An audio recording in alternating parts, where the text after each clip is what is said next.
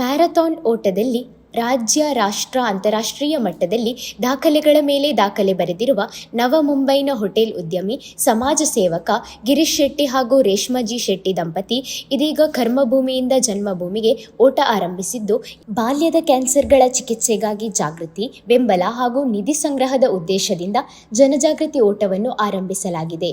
February 14 ಶುಕ್ರವಾರ ಬೆಳಗ್ಗೆ 5:30ಕ್ಕೆ Mulund Fortis ಆಸ್ಪತ್ರೆಯಿಂದ ಓಟ ಆರಂಭಿಸಿ 7:30ಕ್ಕೆ ನೆರುಲ್ ಹೆದ್ದಾರಿಯಲ್ಲಿ ಸಾರ್ವಜನಿಕರಿಂದ ಅಭಿನಂದನೆಯನ್ನು ಸ್ವೀಕರಿಸಿದ್ದು, ಓಟ ಮುಂದುವರಿಸಲಾಗಿದೆ.